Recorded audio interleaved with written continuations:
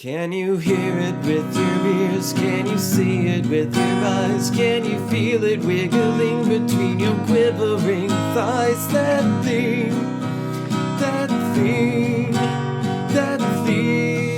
with James. Once every millennium something will come along. When you feel it you will know it, 'cause it's coming on strong. That thing with James. Sit back, relax, deep breaths, no stress. Let me come inside your mind. I promise you it won't take long, the change will happen soon. You will feel something so special growing deep within you. That thing with James. That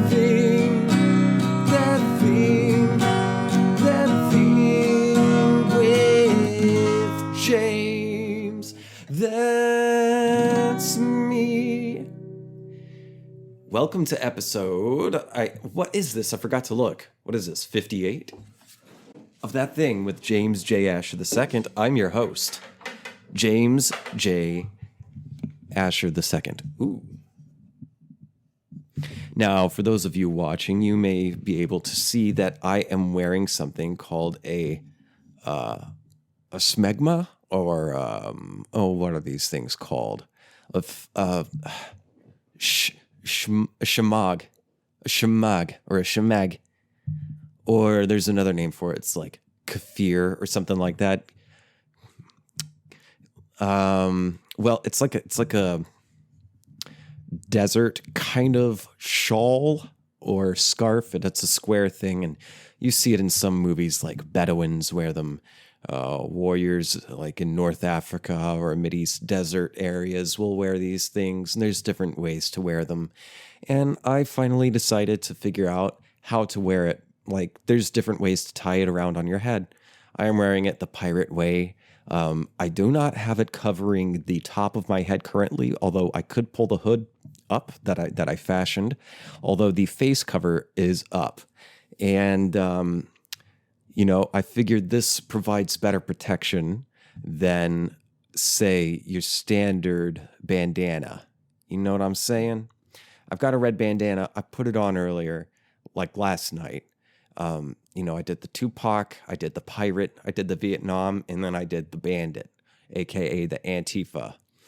And, the Antifa was a pretty cool look. I just need a black hoodie. I've got a dark gray hoodie. It's like graphite colored gray, but, you can do full Antifa. I think I got a hair on my tongue. Yeah. But yeah, it's a mask so I don't get the COVID-19. That's all I'm going to say about that bullshit. There's enough of that in the world right now, and it's not really bullshit, but it's something. Let's see here. I'm going to make sure this episode is short. I'm talking like maybe 30 minutes. Who knows? I might not even take a break. Who fucking knows? I'm aiming for 30 minutes on this episode because the last episode was entirely too long. It came into about like an hour and 43 minutes. I don't even know if anyone watched it, and I certainly don't know if anyone watched the whole thing. But, because that turned out to be pretty long, I just wanted to make this episode short because I'm also downloading some video games right now, and I want to play them. I'm downloading Dragon Age Inquisition, which I had to download this thing called like the EA Pass. Entertainment Arts is the video game company, EA. Oh shit. Oh no. Hold on. The mic stopped. Son of a bitch. Hello. Whoops. I accidentally unplugged the microphone because I just thought about touching the plug on the bottom of the mic. And so it unplugged, so I had to stop and then restart. Fuck, and here I was thinking I was going to manage to get the whole thing without having to like turn the camera off and then reset and do the clap, whatever. Yeah, so this episode is about being lazy. Well, let's see here. What should I call it? In defense of idleness? Or, in defense of drifting? A sloth's apologia and a sloth apologist I might be. No, I'm not necessarily about sloth, but maybe not forcing it. Ooh, I know what this episode can be about. Wu Wei.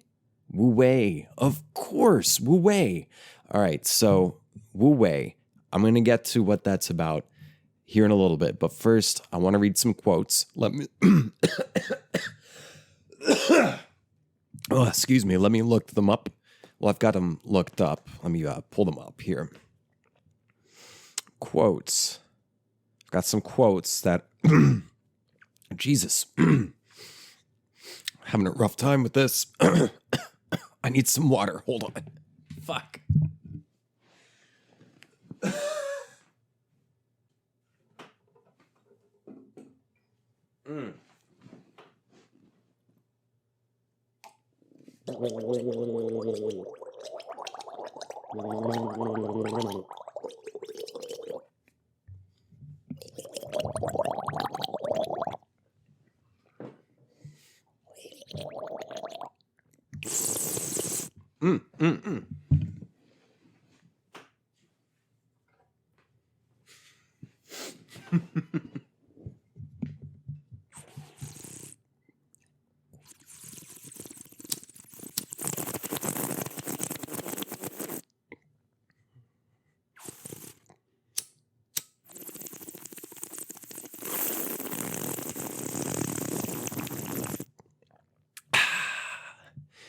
For those of you listening, I just took a big rip off a bong.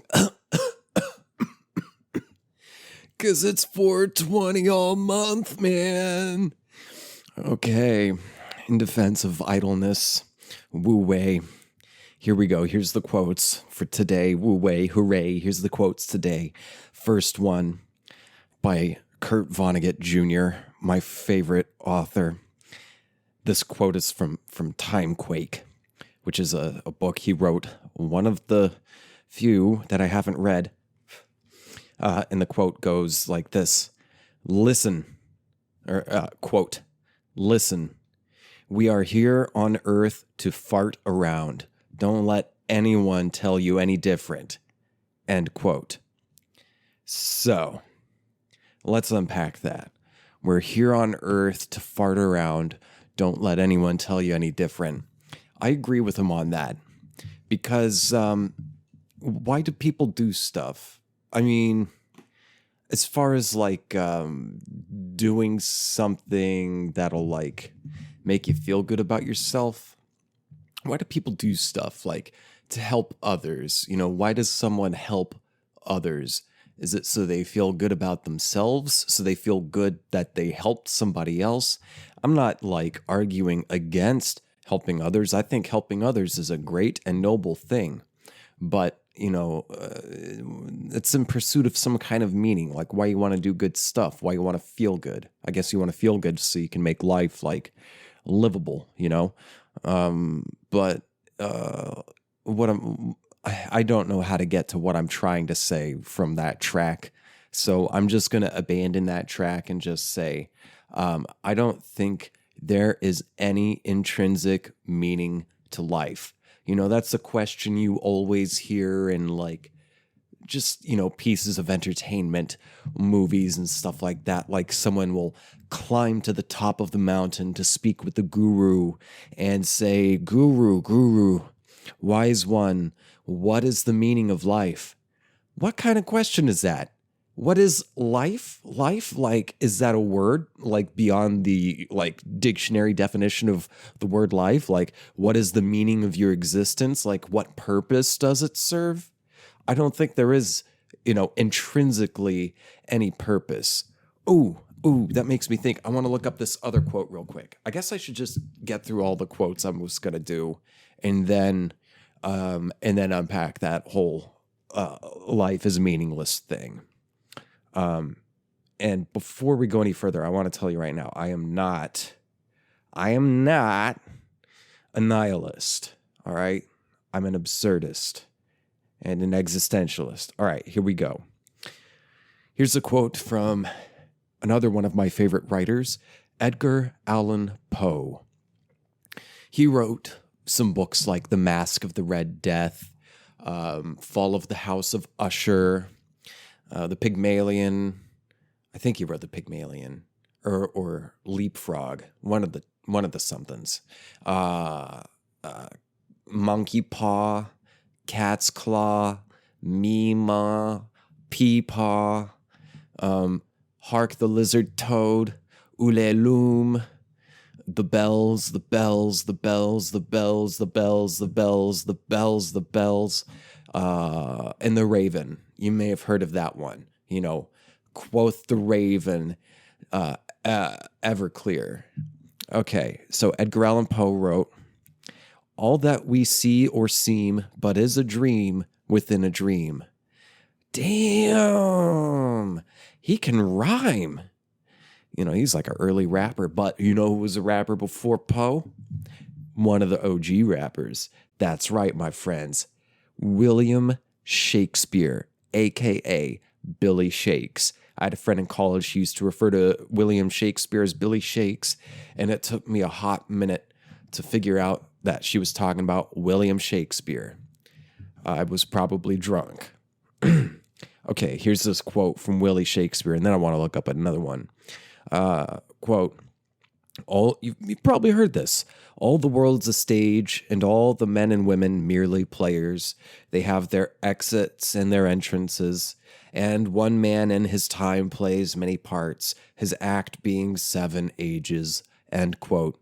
You know, how long is one of those ages? Probably a decade, you know. So on average, you know, someone's living 70 years. People live longer now, but I guess back in the mid to late 1500s, 70 must have been pretty fucking old because you were considered an adult by the time you're like 8. Like maybe by the time like a first pube shows or something, then you're an adult. Like, all right, now we're going to give you off to this other family. We're trading you for a fucking goat. You haven't met this dude, but you're going to be stuck with him for the rest of your life. Let's see here. There's another Shakespeare. It's from Macbeth. Macbeth. Some people are really freaked out by the word Macbeth because they're really superstitious. So they'll say the Scottish play. But I'm not in a theater right now. And that's kind of like where you're not supposed to say it, is inside of a theater, as they say in some states. The Scottish play Macbeth, or the cursed play, as some people refer to it. Let's see. It's when Macbeth learns of his wife's suicide. And he says something like, she should have died hereafter. There would have been a time for such a word. Tomorrow and tomorrow and tomorrow creeps in this petty pace from day to day to the last syllable of recorded time. And all our yesterdays have lighted fools the way to dusty death. Out, brief candle. Life is but a walking shadow. A poor player who struts and frets his hour upon the stage and then is heard no more.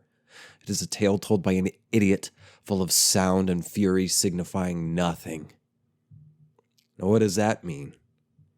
It means life has no meaning. That we go through our lives, create with all this sound and fury, all these emotions, all these big emotions and worries and goals and things. And at the end of the day, it's all for nothing, because life is nothing but a walking shadow. A shadow is immaterial. A shadow is a fleeting part of nothingness. A shadow is a lack of light. Life is a flat, non-existent thing that flicks by through a spark of light. And in that moment, you experience your whole life experience, all of your relationships, all of your hopes and fears, everything that feels good, everything that hurts, and all of it doesn't even really exist, even though it's so real to you, even though it feels like it lasts a lifetime, even though it hurts so bad and felt so good sometimes. Your life had no meaning at the end of it, because life has no intrinsic meaning, and existence has no intrinsic meaning. Do you know what the word intrinsic means? I'm not trying to patronize, but in case you don't know, intrinsic means like built in, like an assumed, like, life does not have a built-in or like an inherent meaning to it. Meaning is what you apply to it. And that leads me to another Shakespeare quote that I want to try to find. So give me a second to look it up, all right? Okay, I found it. It's from Act 2, Scene 2 of Hamlet. There is nothing either good or bad, but thinking makes it so. Let me read that again. There is nothing either good or bad, but thinking makes it so. What does that mean? A lot of this stuff, as far as I know, I haven't studied a whole lot about Nietzsche, but as far as I know, that's one of the things he was talking about. Nietzsche. The guy people accredit as the first really tackling the idea of nihilism, as far as I know.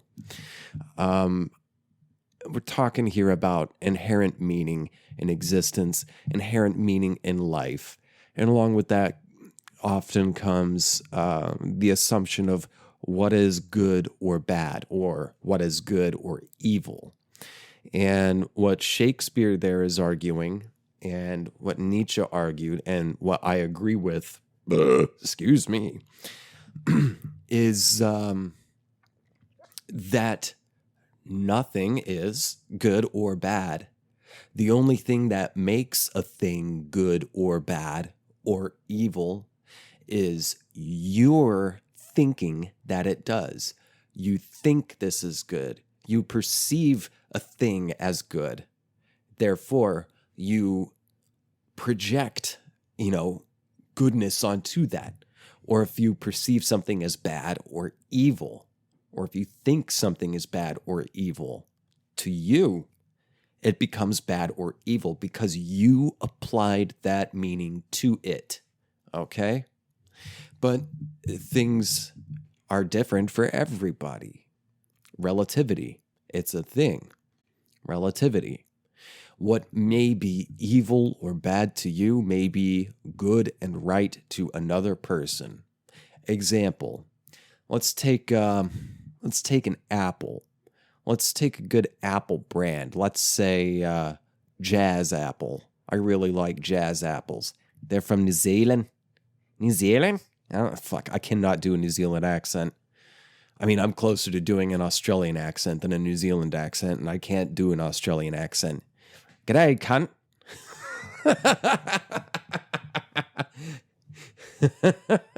Put another shrimp on the barbie. How about a Foster's? How about a Foster's? Oh, that's it. Yeah, they're always asking questions. And then the Kiwis, they're more nasally, but then there's different dialects. I don't know if it's dialects, but there's different accents in New Zealand. Anyway, what was I getting at? Applying meaning to things. Let's take a Jazz Apple. I may think a Jazz Apple tastes great. So I would say, someone comes to me with a Jazz Apple and they're like, yo, what do you think of this Jazz Apple? And I'll take a bite of it and I'll say, this is good. This tastes good. It's got a nice bite. It's juicy. It's kind of tart, a little sweet. And then someone else may get the same jazz apple and may take a bite out of it on the other side, because we're hygienic, but we're not wasteful. And they may take a bite out of that jazz apple and say, this is too tart. It's bad. And it's not soft enough. It's too crunchy for me. It's got too much bite. It's hard on my tongue. I'm salivating now. I'm getting that very weird alkaline kind of saliva building up in my mouth. And I threw up in my mouth when I bit into that apple. It's a bad apple. So the apple itself was neither good nor bad on its own. The only thing that made it good or bad was each of our relative, respective perceptions of the apple. All right? Here's another example. Actions. Let's say what evil people, like the bad guy in a movie or in a book, the bad guy or gal or bad non-binary, the bad they. The bad guy never really thinks they're the bad guy. The bad guy always think that they are justified. They have reasons for doing the things they do, and they think they do it for good reasons. And often they may think that their tactics toward trying to achieve their ends are justified. Perhaps they think, all right, I got to be a little harsh right here, but it's going to be worth it for the greater good.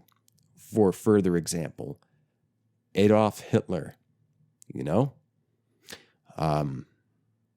holocausted groups of people that he thought were making the world a bad place. Hitler himself did not think that he himself was evil. The people he persecuted are the ones that he himself, from his own perspective, thought were evil. He thought he was good. Now, do I personally think that he was good and right? Fuck no. Guy's evil as shit. But I don't believe there is any inherent, it's evil to me because I don't buy into his philosophy. I don't buy into his perspective. I don't buy into his methods, or his opinions, or his emotions, or his way of life. I don't buy into that. I don't think it's good. I think it's bad personally, but he personally thought it was good. And perhaps other people around him thought it was good. Himmler, whomever else in the Third Reich that really believed in it, maybe, they thought they were the good guys. A different example, United States of America.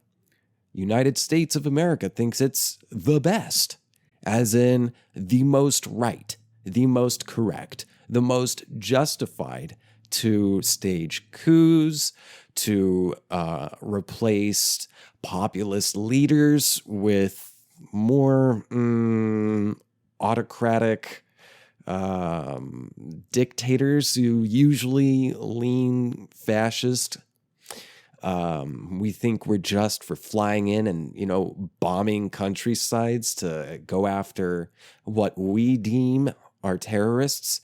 Meanwhile, other people might not think the U.S. is all that good. Other people might think the U.S. is misguided. Other people might think the U.S. is evil. They might think that we are the terrorists from their perspective versus a patriotic American nationalist's perspective. You see what I'm saying? There is no inherent meaning toward anything, be it morals, ethics, or mere existence. There is no meaning or anything but that which we apply with our thinking. All right. So, what does this have to do with there not, in my opinion, being an intrinsic meaning to life? I will get to that after this quick break. I want to make some little green tea. I'll be right back. But when I come back, I'm going to talk about why I think life has no inherent meaning and also why I'm not a nihilist. All right? I listened through during my break the last, 20 minutes or so of recording, and I noticed an error that I made on the Edgar Allan Poe quote. I said, but is. It's supposed to be is but. Life is but a dream within a dream. Wait, or what was it? A dream within a dream is what but life is what may seem. A dream, a life is but a dream. Oh, everything we see or seem is but a dream within a dream. That's what it is. And I want to retry the Macbeth quote because I could feel myself forcing it. So I'm just going to say it. She should have died hereafter.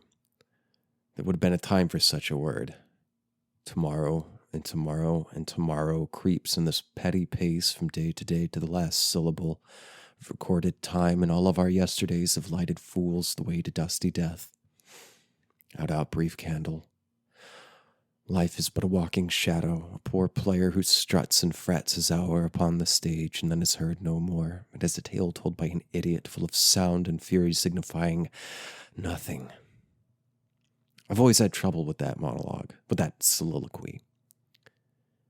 Maybe I'm just not old enough. Maybe I haven't thought of that much pain.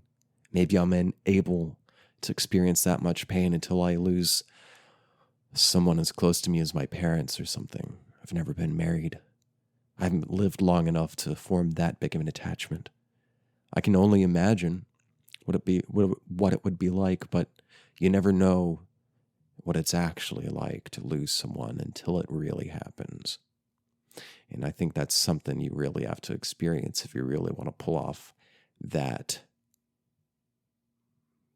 one. Full of sound and fury, signifying nothing.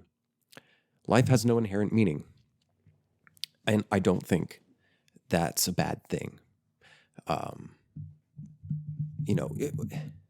What is the meaning of life in even the Christian context? I go to that because I was raised Catholic, but I never got a meaning of life.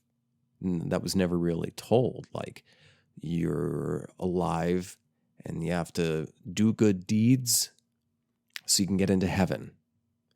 I don't like that. I've never really liked the idea of doing good deeds so you can get into heaven. It feels a bit, and this is for a lot of Christians, or people who become, religious later in life.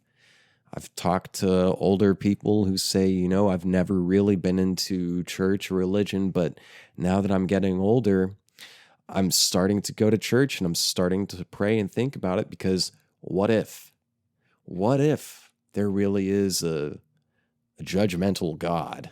And what if my deeds, my good deeds are really bringing me closer to heaven? And what if my bad deeds are really bringing me closer to hell? What if there's a real hell in the afterlife? What if there's a real heaven? What if there's a real purgatory? And so, I don't want to suffer for all eternity, just in case. So I'm going to start doing good things because I don't want to suffer. I don't think that James, and quoting, loosely what some people say. What I say is, I think that's a less than honorable motive behind doing good deeds. And I think that kind of negates the whole rationale behind doing a good deed. If you're going to do a good deed, you shouldn't do it for want of any kind of personal benefit, even though you can't get away from personal benefit. You know you're going to feel good for doing good. But I guess it's like, to what level are you expecting to get some kind of payback? And what kind of recompense do you think you will get by doing good deeds? Should you do good things so you can get something good back? Or should you do good deeds because you know it's the right thing to do and because it helps someone else? Like, what if you're offered punishment in return for doing good deeds? I mean, fuck. That certainly happens a lot. It certainly happened to me a lot. Doing the good thing, doing the right thing, doing the righteous thing, and what do I get in return? But not great things. Get spit on, judged, so on and so forth. But, what I think is good may not be what someone else thinks is good. What I think is good is trying to lift another person up, to lift someone else up, to raise the baseline for everyone's quality of life would be a broad thing. But in terms of dealing with personal relationships, just doing something to, I guess, spread loving and or positive energy. There's no real words in the English lexicon that can really describe this kind of thinking, I suppose. And maybe that's why you get books about this sort of thing that are very long and dense and difficult reads, because perhaps they're writing in English and perhaps they're really trying to work around the idea that there are no words in English that really illustrate a certain immaterial, a certain ethereal nuance that we experience as a thought or a feeling or an intuition. And so they'll use all sorts of big, very arcane or very uncommon words, very niche words, and lots of them. Use them in a very unwieldy way to try to express something that English simply cannot express, something that can only be expressed through, say, music or dance or a feeling that you can't articulate, but with only feeling. Life has no inherent meaning. I think we exist. I think everything is cause and effect, but at the same time, I accept that there's paradox. And it's going to get a little murky here, but I will go further to explain why I call myself an absurdist as opposed to a nihilist. First, let's look at nihilism.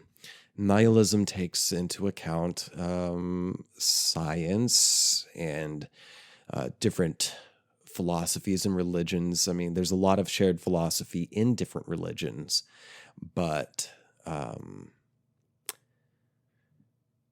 there's a lot of philosophies that religions might not share. I think at the end of the day, they all basically come down to don't be a dick, do good deeds. But as far as like finding any sort of meaning in life, I don't think any one thing has a specific definition. I mean, there's similar ones, but not all of them agree. So nihilism just basically says, look, you came from nothing, you are nothing, and you return to nothing. Or you simply never existed. And I mean, even as far as, theory goes, scientific or mathematic theory, or even philosophical theory goes, existence is not guaranteed. What you believe that you are experiencing with your 5, maybe 6 senses might not even be real. There's like the simulation theory. And there's stuff even beyond that. Who knows if we ever exist or if we are simply the figment of some other being's imagination. You have an imagination, right? You think, you have thoughts, you have pictures or words or ideas or notions that pass through your mind, wherever your mind may be located. I'm not convinced that mind and consciousness are located just in your head or anywhere in your body. I don't think they can be pinpointed. Consciousness, I don't think it can be pointed at and said, there's my consciousness. No, it's this thing that you can't really escape, I guess, unless you're unconscious. But even then, you have unconscious thoughts that arise out of a pool, inky pool in the back of your mind, wherever your mind is. Anyway, life has no inherent meaning, according to the Nihilists, and they kind of stop there. If you have seen one of the greatest comedy films ever made, The Big Lebowski, one of the main players, group of players in that story are the Nihilists.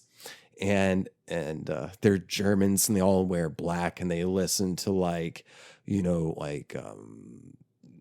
industrial, early, craft work. I forget the specific name of that genre, but it was like pre-industrial music, but craft work, with a K and a ERK, blah, blah, blah. There's a great line from, oh God, I forgot the character's name. Walter Sobchak. He says, say what you will about the tenets of National Socialism, but at least it's an ethos. It's when one character, they were talking about the Nihilists, and another character was like, wait, what, are they Nazis? And Walter Sobchak says, no. Say what you will about the tenets of National Socialism, at least it's an ethos. National Socialism is much different than, people will hear National Socialism and say, oh, that's all socialism. No. Those are Nazis. They employed some populist rhetoric and application, but not all socialists are Nazis. Let's clear that real quick right now. Not all socialists are Nazis. Not all socialists are communists per se. The socialist is a very broad concept that I'm just going to leave for right now. But National Socialism is Nazism, and ethos is basically their rules, their list of ethics, their moral code, their rationale behind existing and doing things. Nihilism doesn't even have that. Nihilism is just there is no meaning, period. So, boom, that's it. Life doesn't have any meaning. Blah, that's it. And while they are technically right, I think it's I think they're technically right. I think that's just the first step.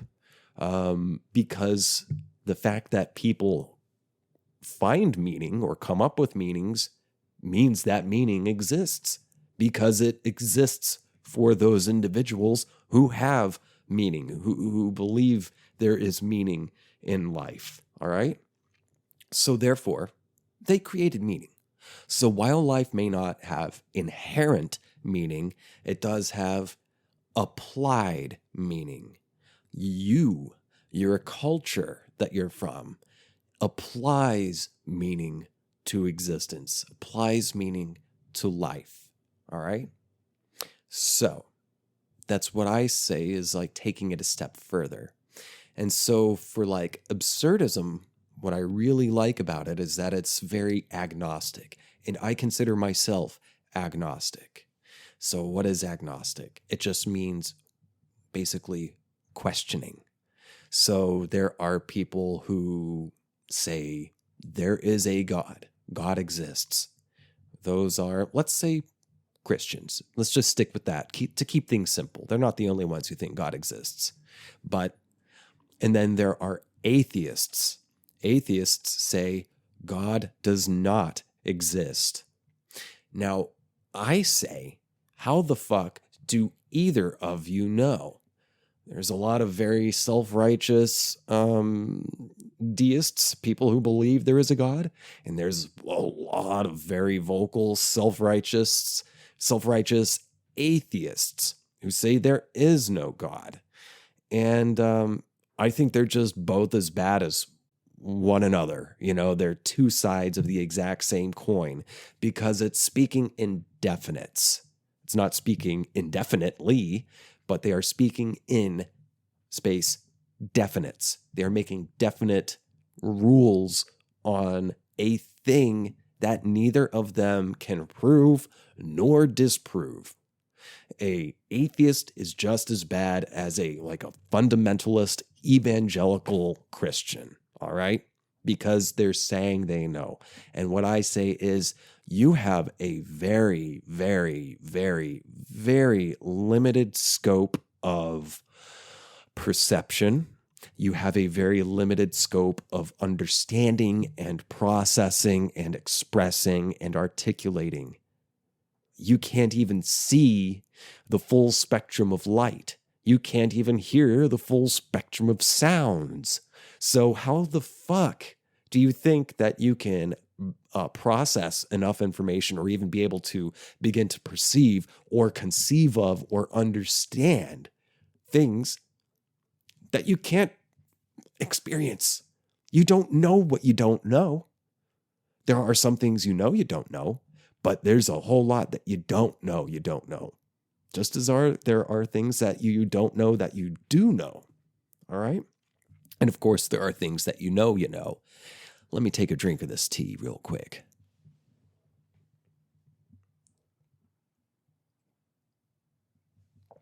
This is fun.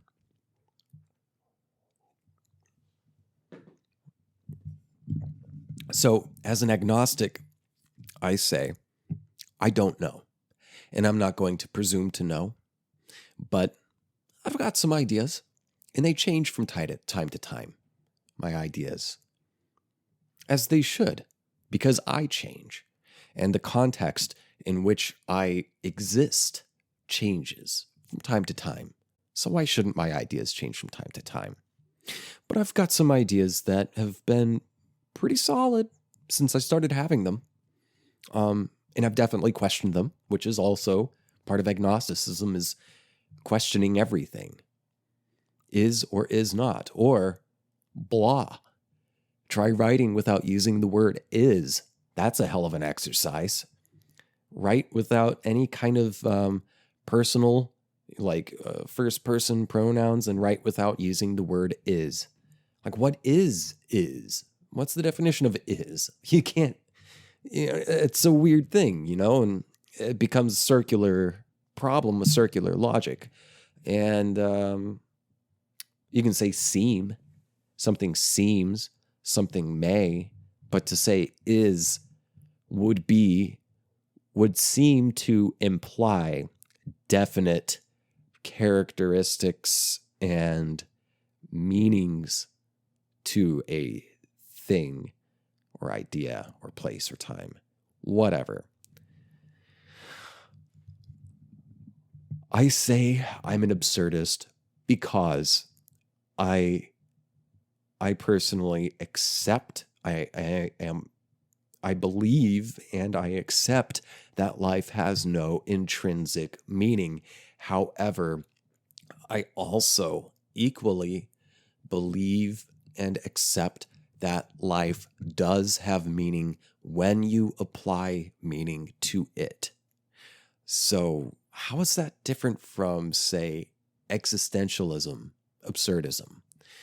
Often existentialism and absurdism go hand in hand.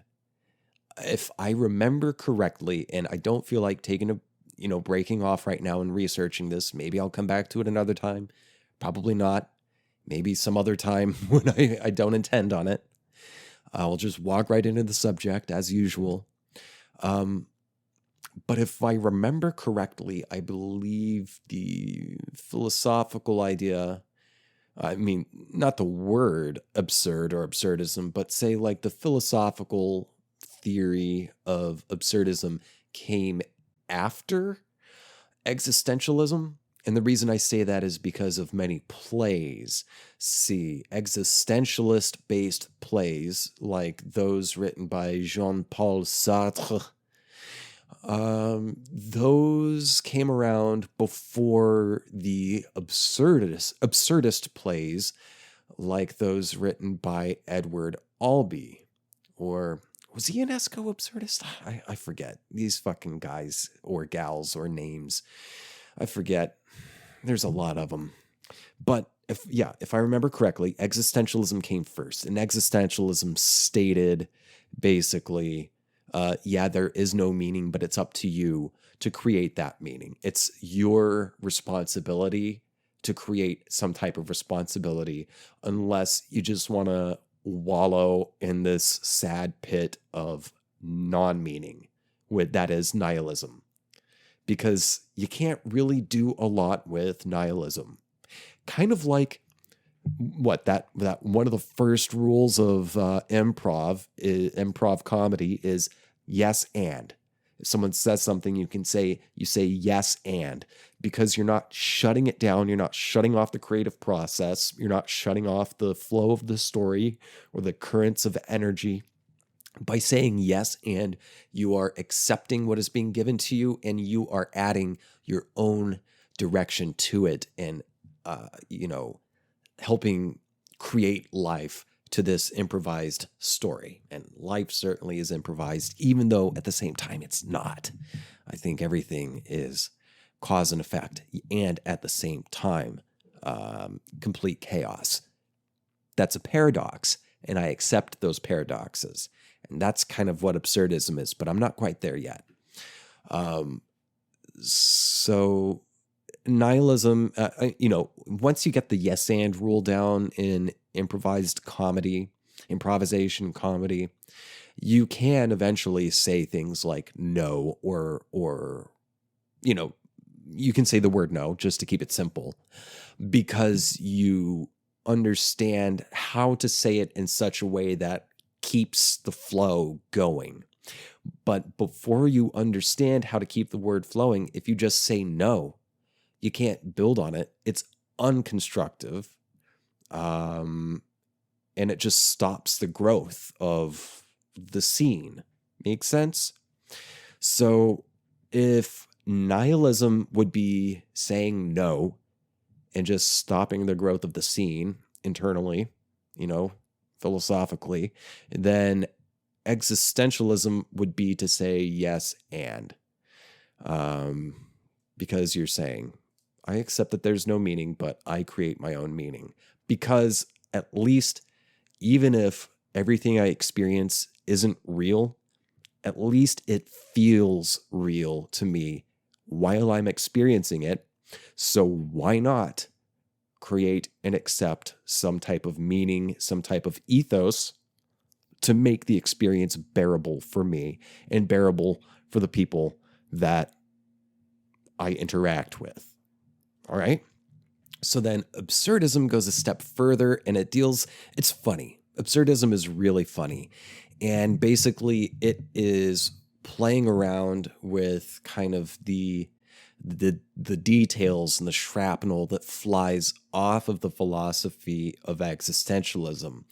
It is taking elements of accepted life. It's taking elements of a culture you find yourself in and turning them on their head and exposing just how, say, arbitrary many laws and traditions are. It's exposing how arbitrary they are and showing how absurd they are by asserting there is no meaning, and these people don't understand that there is no meaning and that they're creating their own meaning. And then they will toss in a character who does understand that there is no meaning, someone who does understand that you create your own meaning.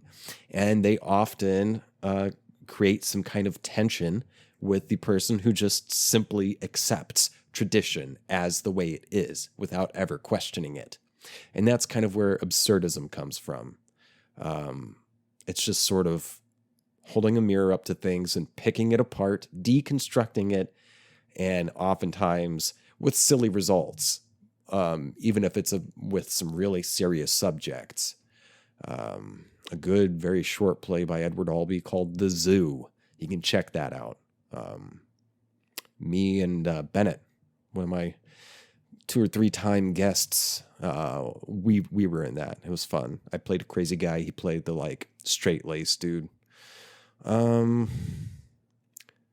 So yeah, I accept that there is and is not. I accept that there are all sorts of paradoxes because I don't know if it's one way or the other, but the simple fact that someone thinks that it's one way and another person thinks it's another, I just say, why not both and neither? And I just accept it as that. And that's that. So I guess the meaning of life is whatever you make it. And at the same time, it's not. So there you go. That's the meaning of life. And I guess this episode is not an apologia toward laziness. It's not about Wu Wei. Maybe that's what I will do the next episode about. So I guess I'll just call this one The Meaning of Life. Thanks for tuning in. As always, if you want to help support the show, if you're able to, please donate at my Patreon, patreon.com/thatthingwithjames. Just this morning, I published another one of my bi-weekly, very short stories. If only donors can get access to it, but even if you choose to donate at the lowest tier, which would be $1 a month, you will get access to those very short stories. Every 2 weeks, one story every 2 weeks, one new one. They're all different and original. I make them up right then and there on the spot. So yeah, you can donate if you want and if you're able to. If you haven't already, listeners, please subscribe to this show, rate and review. YouTubers, if you haven't already, please subscribe to my channel, like the videos you like, write a comment. And for all of you, share the show with your friends. Anyone you think of it, you talk to someone on a bus or something. Well, what to talk to someone from 6 feet away? Tell them about this show. I'd love to have more audience members. Let's see. If you have an idea for a story or subject you would like me to cover on the show, or if you are in need of advice, I can answer it on the show and keep you anonymous. I won't even say any of your names. First, middle, or last, or third, fourth, fifth, sixth, suffix, prefix, midfix, Netflix. I won't say it if you don't want me to. But if you do want me to say your name, just tell me and send me an email at thatthingwithjames@gmail.com. Even if you just want to, tell me how much you love me, or how much you hate me, or how much you think nothing of me, send me an email. Or you could slide into my DMs and just check out the cool shit I post on social media, specifically on Instagram and Twitter. You can find me at my handle, at James J. Asher. And yeah, that's what I got for now. Thanks for tuning in again. This definitely turned out to be more than 30 minutes, but whatever. I'm going to go play some new video games. All right? I love you guys so much. Be good, stay safe, and don't lose your mind. All right? If you need someone to talk to someone. If you need someone to hug, hopefully you can find someone that you can hug without breaking the accepted rules of social distancing. Okay. Bye.